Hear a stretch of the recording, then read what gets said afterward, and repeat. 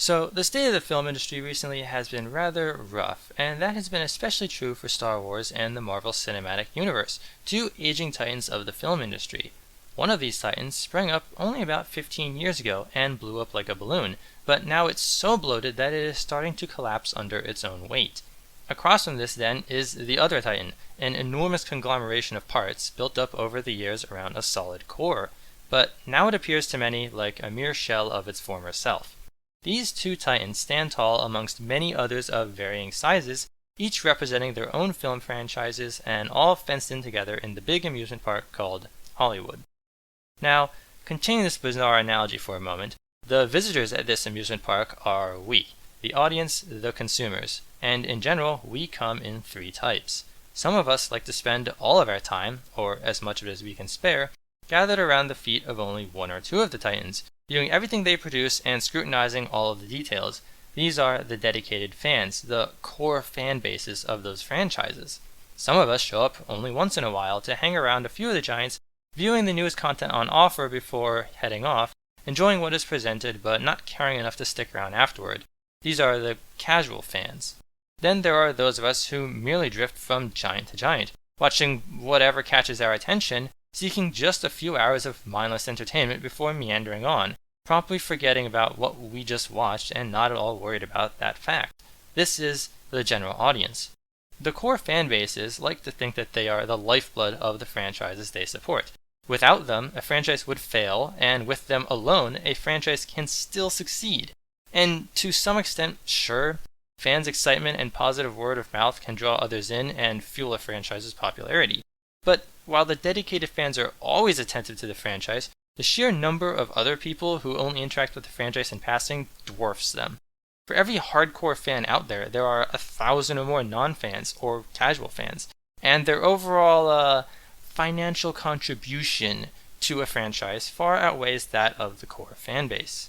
In the end, it's the casual fans and general audience who determine if a movie succeeds or fails, if a franchise survives or dies.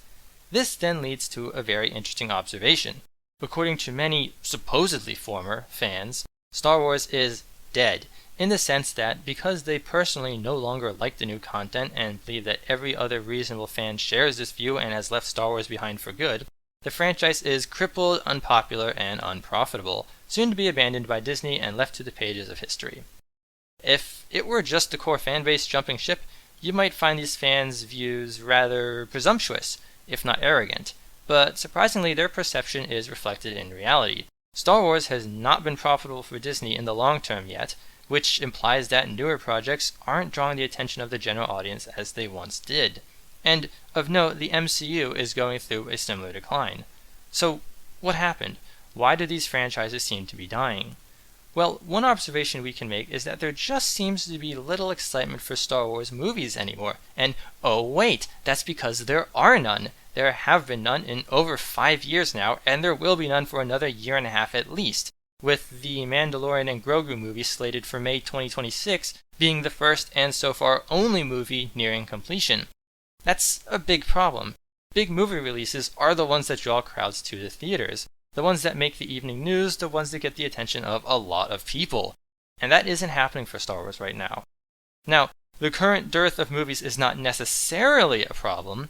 Suppose Lucasfilm were hard at work preparing the next big phase of the timeline, the next Star Wars trilogy, and we knew as fans that they had a clear lineup of films planned and in production, kind of like the MCU.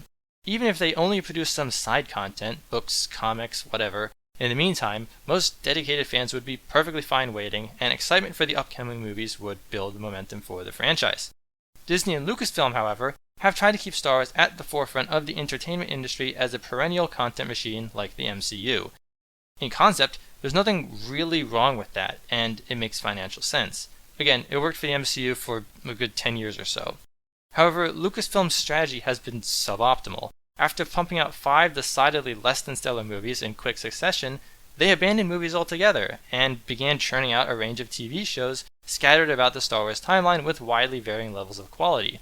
Now, maybe this strategy would have worked if the movies had built momentum, and then Disney said, hey, while we work on the next set of movies, we're going to make some TV series to continue the smaller stories. But, of course, the opposite happened. The movies lost momentum with each installment, and so instead of feeling like a welcome evolution, transferring to TV only felt more like a cop-out. Clearly, the transition was a change of tack designed to buy Lucasfilm time to regroup, experiment, and decide what to do next because, of course, they had no game plan. Since The Rise of Skywalker came out, there have been numerous announcements for movies with different directors attached, but so far none have come to fruition, with, again, the Mando and Grogu movie likely to be the only exception in the near future. Meanwhile, TV shows, being quicker and theoretically cheaper to make, gave Disney the opportunity to push Disney+. But subscription-based streaming services, other than Netflix that is, were something new and unfamiliar to the general public at the time, and therefore with little enthusiasm for Star Wars coming from fans or from Disney itself, the general audience and many casual fans didn't bother following the transition. And it doesn't help that Disney Plus has only gotten more expensive as time has gone on. Anyways, as a result of Star Wars losing a huge chunk of its audience, the shows have not, for the most part, been wildly successful, and the Star Wars franchise as a whole has, well, faded from the public eye. So, how could or should this disaster have been averted?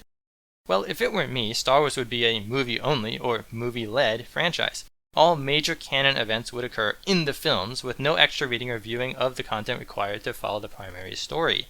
Sure, there could be other content, books, TV shows, whether animated or live action, etc., but these would exist only as a supplement to the movies, filling in the timeline and fleshing out the universe, something for the dedicated fans to enjoy, but which the wider audience could safely ignore without feeling like they're missing anything when watching the movies, which, in my experience, helps provide the motivation to remain interested in the franchise.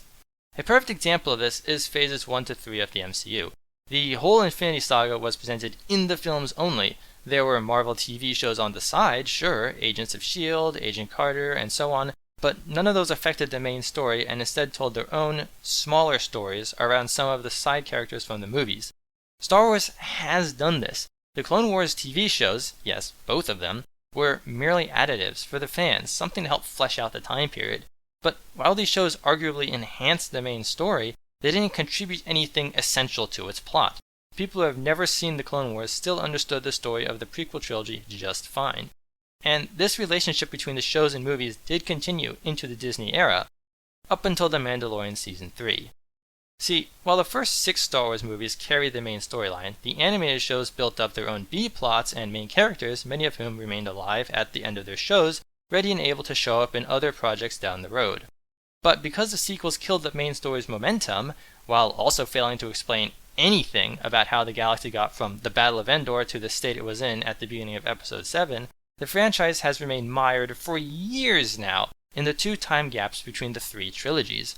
And with no new movies releasing, all those B-plots from the shows have resurfaced to become the new A-plot.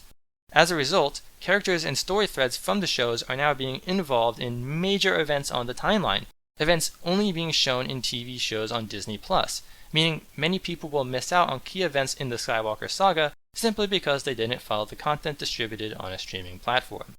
The end result of all this is that when, or if, the announced Dave Filoni movie ever comes out, presumably serving as the climax for all the Disney Plus shows, most people aren't going to know what's going on, because they didn't know about or care about the shows. And the movie will almost certainly flop as a result, which is not what Star Wars needs right now. And this inevitability could have been avoided quite easily. In fact, Disney could have done everything they've done on Disney Plus the same: Clone Wars Season 7, Bad Batch, Mandalorian Season 1, 2, Boba Fett, etc., up to Mandalorian Season 3. That season should have been condensed down into a The Mandalorian and Grogu movie, trimming out all the filler and other nonsense. Then Ahsoka should also have been a movie. The ultra-lame, uninspired opening crawl from the first episode was basically begging to have the show put into a film format. So it could have used the classic opening crawl style with John Williams' famous theme. And the crawl was needed because the show used B-plot characters and story threads that the general audience had never seen before. All subsequent live-action Star Wars content relevant to the Thrawn storyline should then be a movie, building up to the Avengers-style crossover finale that we've already been promised, and may or may not ever get. As the MCU has proven, that is how you build momentum in a perennial franchise, that is how you hold people's attention, and ultimately, for a franchise that is known for its films, that is how you draw in a large enough audience to make a profit. But all of this so far has been about could or should. The fact remains, however, that Mandalorian Season 3 and Ahsoka are already out, in TV show form, along with several other less relevant shows since then. So the obvious question is, what can, or really should, Disney and Lucasfilm do going forward? Would switching gears back to movies at this point even really work? Could they actually regain and retain the general audience's attention? Well, it's worth noting that Disney seems to be trying both angles right now by making both the Mandalorian and Grogu movie while leaving Season 2 of Ahsoka as a show. Presumably they intend for the movie to serve as a hook to lure people into the rest of the Mandoverse, or perhaps we should just call it the Dave Filoni-verse at this point, which will boost Disney Plus subscriptions as they continue to plow along with the shows. Whether this strategy works depends, I suppose, on the quality of these projects, particularly the movie. However, the better course of action overall is to just make all of their upcoming projects into movies. Think about it. Use the Mandalorian and Grogu movie to introduce the major players of the time period, the New Republic, Thrawn, Ezra, Luke, etc., then do semi-independent sequels following each of the main protagonists before eventually leading back into the climatic crossover movie. Meanwhile, turn Ahsoka Season 2 into a proper film. Season 1 could even be recut into a film and re-released if needed, which would be great in its own right because, let's be honest, Season 1 really needed the increased pacing demanded by a movie format. Get Star Wars back into the mind of the theater-going audience, and build a consistent narrative that people can follow and will want to keep watching. Now, if this all sounds like the MCU, that's because it is. Lucasfilm has set themselves up for the same kind of shared narrative path, now they actually need to carry it out. Not in TV shows like the Netflix Avengers, but in movies. But speaking of movies, we mustn't forget that Lucasfilm has also finally decided to move forward with the post-Rise of Skywalker time period as well, having announced first the Rey movie and then a whole Rey trilogy now, directed by Simon Kinberg. We also can't forget that Andor Season 2 and undoubtedly another animated show will be taking place in the Imperial era between Revenge of the Sith and A New Hope. In fact, Lucasfilm currently has projects scattered all over the Star Wars timeline. This is Lucasfilm's second major problem, but one to discuss in another video. Anyway, that's all just my observation. Maybe you see differently. Leave your thoughts in the comments down below, and like the video if you enjoyed it, and subscribe if you're new around here and you would like to see part 2 show up on your homepage when/if it ever gets made. We'll see when that happens. But above all, thank you very much for watching. Goodbye.